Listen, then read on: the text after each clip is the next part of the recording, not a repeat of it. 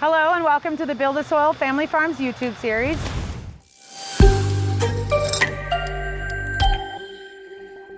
Today we're going to be doing an FAQ. I have Jeremy here who was over here, so we thought we'd just get him in on the video. We've pulled some questions from the most recent video and some of the other videos that we thought if we answered these questions it would be useful to you. Let's just get started. The first question I have here is from Davis. It says, curious about the spot with the cover crop, have you seen a difference? The answer there is yes. I saw a huge difference. I almost was positive I would see a difference since I've used cover crop before. In the back of our greenhouse, we have some experimental, there goes a bee. We have some experimental beds and they're only 9 foot long, and I didn't want to just throw cover crop through the whole greenhouse this year and not know what the outcome was going to be. I know you have to chop and drop it. I know it grows back, so I just didn't know what was gonna happen. We had a huge difference with retaining moisture. That's the hottest part of our greenhouse back there, and it seems to dry out a lot faster. We'd be watering it like 3 times a day. So seeing that difference is pretty huge. I'd like to mention that we did probably 4 chops and drops. Over the season, it seemed like no matter what I did, it grew back. So even right now, as you can see, it's grown back even some. We're going to be completely tilling it as we transform the greenhouse into winter crops and hope that it doesn't come back. If it does, it's really not going to be a huge deal. At one point we did see some flowers. I'm not sure if there was any seeds in that process. Some of the goals there, right, with cover crop is there's certain crops and processes that kind of dictate where it makes sense. I think you put the cover crop on the tomatoes, right? And that made a ton of sense. For the tomatoes, because that soil is just exposed all season long, it dries out very quickly. I'll probably do it again next year. I enjoyed the nutrient benefits from it. The water retention and the looks of it was great too. So it was the 12 seed cover crop from BuildASoil, clover. Mostly a few different types. There's some like forage peas and some vetch and a few things that help. They're all cover crop in the sense that they add fertility to the soil, whether they're chopped and dropped or whether they take nitrogen out of the air. And that's one of our most popular products. In that situation too, the only issue that I had with that was vetch is like sort of viney. Yep. And so what it will do is come up, wrap around your plants. And so if you're not chopping and dropping as soon as you get the chance, you might have that issue. Yep. So you could always consider that, like white Dutch and other things like that. Even our indoor growers say the same thing. Some of them go, man, I don't like the vetch, it vines, and others go, it's great, it keeps me chopping and dropping, and I think it really adds, because vetch is a really good nitrogen fixer. Out on the field, the vetch wraps around the weeds and everything, so it's good to have it. Every use instance is slightly different, and that's why we test things before we do it fully throughout the greenhouse. You have to do what I think is best for you and your farm, and as somebody else had mentioned about having a green thumb. And I think green thumb comes through experience, you know, learning and doing it over and over again and knowing what to look out for. There's no absolute. So anyways, from Grow Terps, it says, hey, I'm having issues with rice hulls sprouting. My soil mix is 6 days into cooking and there are sprouts everywhere. Is this a problem? I don't have much experience with that, so I'm actually gonna let Jeremy answer this question. Right away, I'll address your main question. It is not a problem. But you did the right thing. You got to be aware of what's going on. When you're cooking soil, it's being moistened and you're adding all your amendments and compost and peat moss. I'd imagine you used the rice hulls to make it so that it drains. That's what we do here at BuildASoil. We had pumice, we had rice hulls. Early on, when I started buying rice hulls, I bought from a few different companies that was like closer on freight or easy for me to access. And I noticed there was a high rate of germination in those rice seeds. So I found some companies do what's called a parboiled process where they terminate all the seeds by boiling them and then they dry them out. Other companies just basically pull from an old pile of rice hulls and they hope that they're dead, and there's a higher percentage of germination. Where I learned about this was from the greenhouse industry that does large scale seed starts. You know, huge greenhouses selling to Home Depot or growing flowers or whatever it is. When those companies go put $1 million out in seeds, there's a lot of risk, there's a lot of liability. And so the major companies that mix potting soil, like ProMix and others, they did massive greenhouse trials on using rice hulls instead of perlite. They had great success. However, if they had high germination, it would kill the plants in the soil, or it would cause a carbon to nitrogen issue. The rice seedlings would die and it would compost the soil. So it can be a problem. That's why we only use parboiled rice hulls in our BuildASoil recipes. They have kind of a guaranteed minimum, or maximum I should say, of germination, and you should not see any germinate. But if you're seeing it while you're cooking your soil, that's fine. It's not like you're a million seeds in to an expensive greenhouse. So what I want you to do is encourage them to sprout if you see it happening, and then turn your pile. That'll basically recompost any of those sprouted rice seeds into like a sprouted seed meal for your soil. And as long as you've seen it kind of stop happening and you're not getting new sprouts, your soil's ready to use. Basically chop and drop your rice hulls. Yes, and so it is a problem if you're commercial. If you're doing no-till, not really an issue, but maybe next time buy the parboiled rice hulls from BuildASoil or another company that has them available near you, and you won't see them germinate. If you have a rice grow near you and have a pile of rice hulls, be a little leery, you know? There's heavy metal concerns, there's other things with the way people grow rice. So we go to a very reputable company that does lots of testing on the material before we buy it in bulk. And when you're small scale, sometimes you can be like, yeah, I'll just take a scoop, and you may not know what you're getting. So just take that for what it's worth. Hopefully that answers your question. The next one here is Joe. Says, your plants look so healthy. By the way, I brewed a tea with the worm castings and the lake grass we have here. It works really well. Thanks, Gwen, for the valuable info. Going to trim the cherry tomatoes in the morning and give them a dose of the fermented tea and see how it works. So that's really awesome. I remember you asking Miles during that FAQ. We were able to say, you know, obviously you want to be wary of what's being put in that lake, but it's a great product to use for your fermented tea. So I think that's really awesome that you went ahead and did that. I'm really excited. I love if you give us an update on how that works for you. Yeah, please keep me updated, Joe. Yep. Tea guns. It says, do you use leaf blowers in the greenhouse to pollinate the tomatoes and cucumbers? It was my job to do here in Australia on an organic farm. By the way, that's super cool that you're in Australia watching my YouTube videos. That awesome. Makes me really excited. I grew up in New Zealand, so you're really close to where I grew up. I've been to Australia a few times. It's just kind of cool to know that somebody on the other side of the world is watching these videos. But it says it was his job there in Australia on the organic farm. Walk through the greenhouse tunnels with a blower, best job on the farm. So that's pretty cool. I actually personally have never thought of doing that. I guess some people do that, like as far as like throwing pollen around or, you know, in their greenhouse. But what we did this year, I learned this from the farm course that we've been following is bees. The first year that I grew here, we would definitely see a lot of fruit not grow. Somebody suggested getting bees. The first year I did that, the production was insane. So I had double, triple, quadruple production, and I've done bees ever since then. It's really cool. Even recently, we have a beehive here. I get it from Natupal. They are pretty famous for that. They actually just send you a whole hive with bees. You can get a startup hive, which has a ton of bees.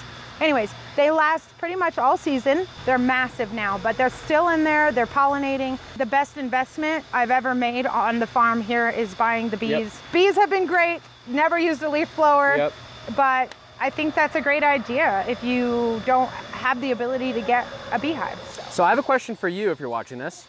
Was it a gas-powered leaf blower, or were you using like the new electric? But it would be fun for sure. Yeah, and for those of you that are watching and you're like, why leaf blower, why bees? My tomatoes have always been fine. When you're in an indoor environment, you don't have the same wind and you don't have all the pollinators and moths and bees and everything that do the job for you. And so it's quick to find out when your flowers start dropping that they didn't get pollinated. And tomato plants are unique in that they produce their own pollen and they pollinate themselves. So all that has to happen is a little bit of a wind shake or a bee and they'll self-pollinate. Bees do the best job, but I get why wind would shake the pollen around and probably do the job. It's just something we've never done. So. Yeah, I've never even heard of it, but pretty cool. Thank you for that question. The next one here is from Craig. It says, do you release ladybugs or parasitic wasps? Can you please speak about your overhead sprayers and effects on the environment and tomato plants during daylight? So let's go to that first part of the question. Do you release ladybugs or parasitic wasps? So this year, apparently ladybugs, the company I normally go with, which is Arbico Organics, we're not selling ladybugs because I don't know exactly the whole story, but they weren't able to sustainably harvest them this year without damaging part of the colony or whatever. Yeah. Yes, and so I didn't really get much into it except for it was my understanding that it couldn't be done. Have quite a few ladybugs in here that have come in on their own. So I actually haven't had to do much. Granted, it's not a couple thousand of them like I would order, but they're in there, they're doing it. Nature always does that for you. As far as the parasitic wasps, I'm gonna be honest and say that because I didn't order ladybugs, I actually forgot to order the parasitic wasps this year. Last year I had them, they were amazing. whenever we have the aphids come in for our pepper plants, I was finding thousands of little aphids that had been parasitized, and they were everywhere, and they did an awesome job. So if you can get parasitic wasps, I think it's a great addition to your farm. It'll really help you control some of the aphid issues. It really has helped me along the way. So I don't have them this year, but I've had them in the past. And when I read your question, I was like, oh man, I didn't order those this year. So that's kind of funny. Something you want to order in the beginning of the season, and that's why I was kind of like, dang, I didn't order those.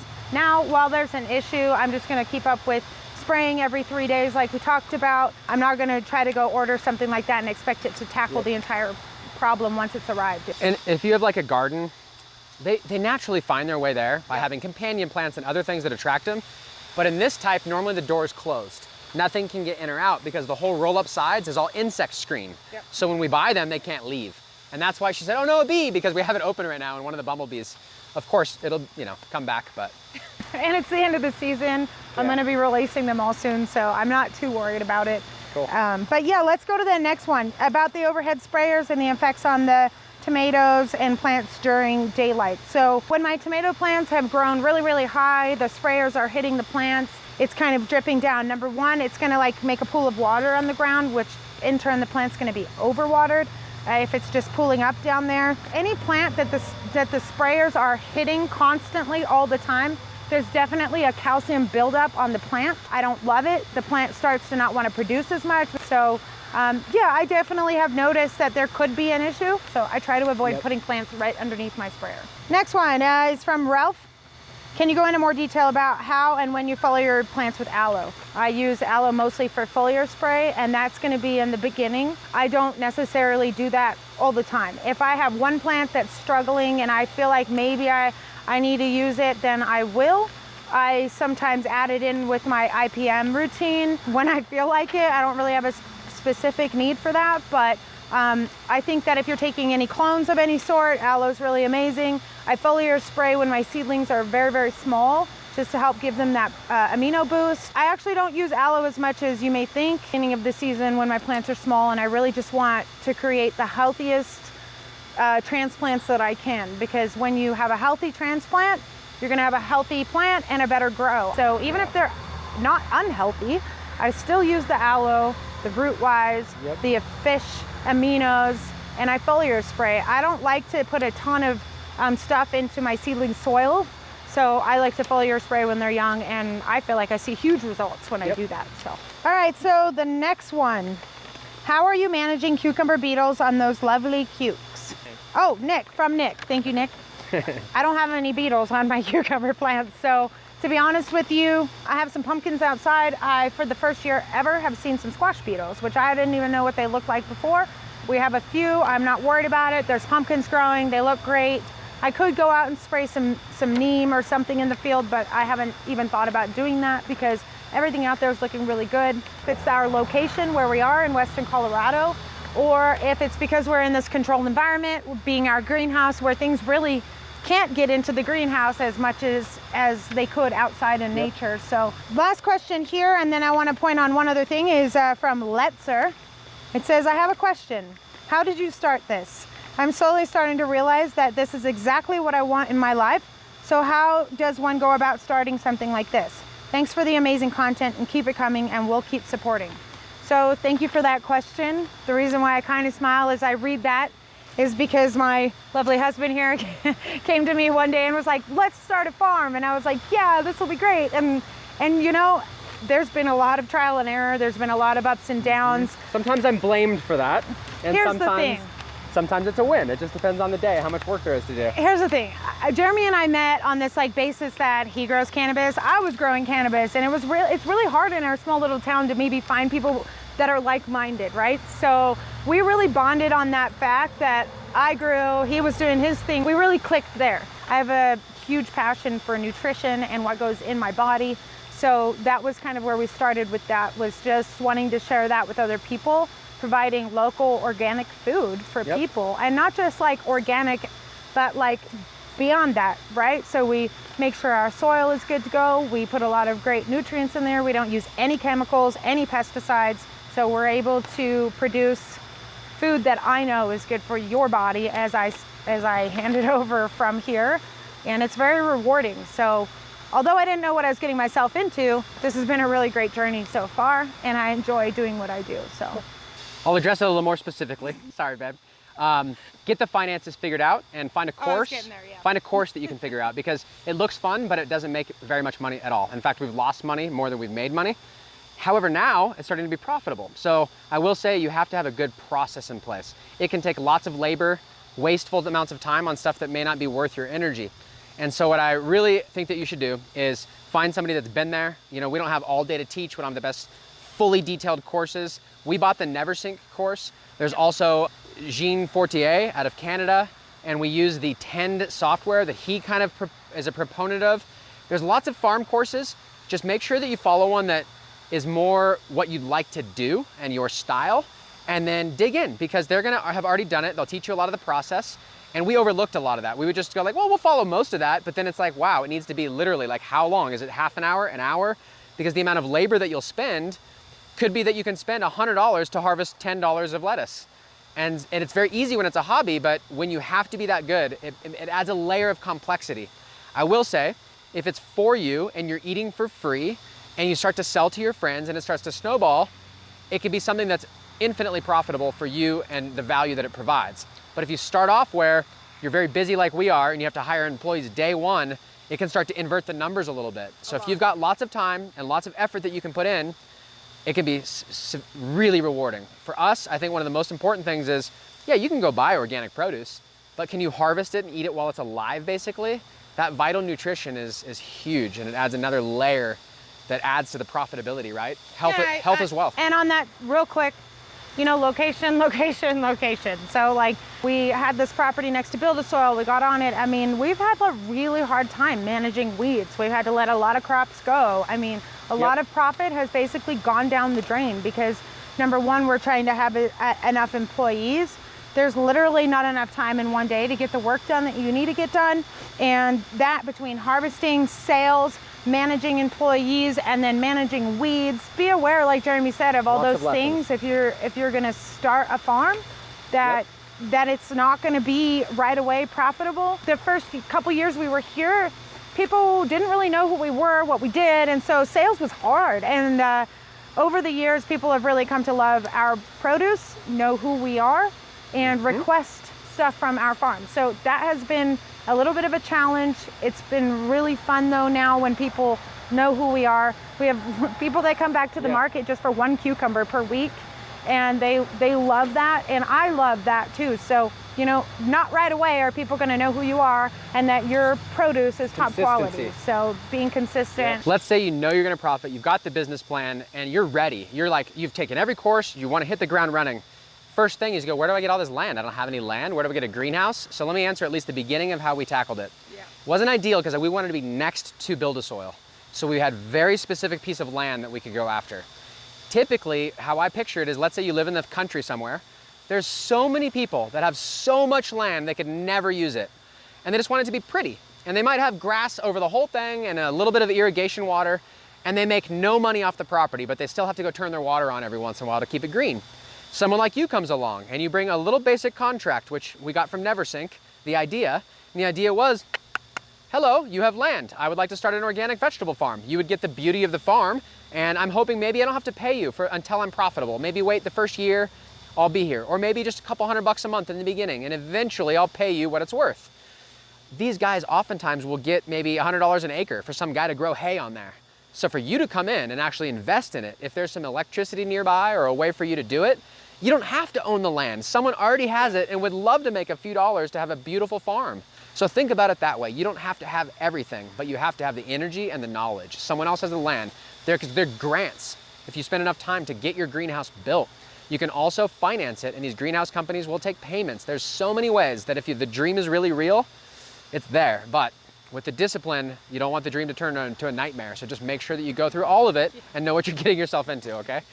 All right, last thing I want to touch on here. I've heard this a couple times, whether it be on my Facebook groups I follow, or a couple comments here on the YouTube, was, Proper nutrition levels and moderate levels of sugars. Okay, we were talking about the aphids, and that's kind of how this got brought up. It says proper nutrition levels and moderate levels of sugars in the plants will keep pests at bay. I'm researching this as we speak. You don't need any pesticides whatsoever. There are 3 plants. I have 3 plants, got thrips. I did a paste test. My nitrates were too high. I did water for only 28 days and retested the saturated paste. Nitrates were within normal levels, sugar bricks were 19.3, and the bugs were gone. So I hear this a lot. I'm gonna let Jeremy kind of touch on this. First of all, my first thing I wanna mention is that we don't use any pesticides. We have 0 pesticides, 0 chemicals. So we kind of go with the all organic, natural farming way of things. And although healthy plants will help keep pests at bay, it makes it harder. Pests definitely wanna go for your weaker plants. So you always wanna have healthy plants. But it's just simply not going to completely keep anything away from your plants. So not always does high bricks levels equal 0 pests.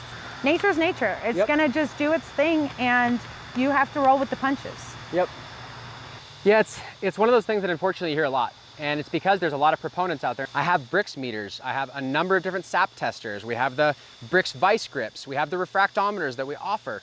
And it's because there's a natural evolution that most growers go through. And this is a phase.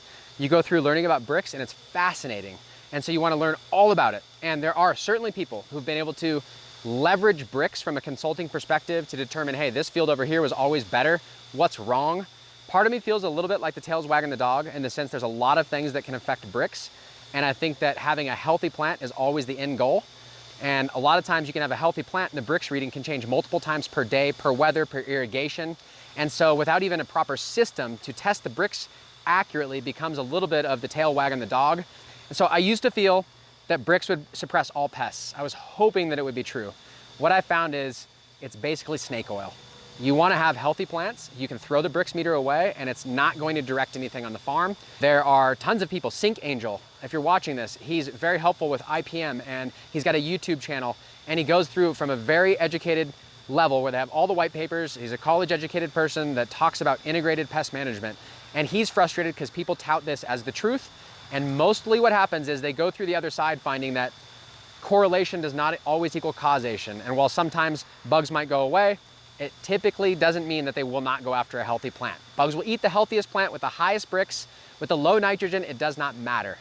However, fresh growth seems to be attractive. So if you do feed some nitrogen, you get a lot of fresh little growth. It's young and tender, you might see more pests on that. But I don't believe we should refrain from growing a big, healthy plant. Of course, overuse of nitrogen might be a problem, and how it dilutes the Brix may be accurate, but I don't see a long-term correlation. I've never been to a farm that says, look at my Brix is high and there's not one pest. I can still find pests. But what you are saying is mostly true. A healthy human, they might have sickness, but it won't last. They live, they persist, they have a really good immune system. So healthy plants is the goal. High Brix, I don't think is a worthy pursuit. And I'm sure I'm gonna have a ton of people jump on here and say I'm wrong. Most of those people won't have experience with it. It's just another part of the equation. So take that for what it's worth. That's my experience. All right, so that's it. That's all the questions here for today. I wanna thank Jeremy for coming out here today and doing this video with me. His view is very scientific. Mine is a lot of experience. So I was glad to combine those things today. If you have comments, questions, I like going through them and reading them. We've been really busy lately, so if you don't see me replying right away, I'm getting to it, I promise. Thank you for watching, and we'll see you on the next episode.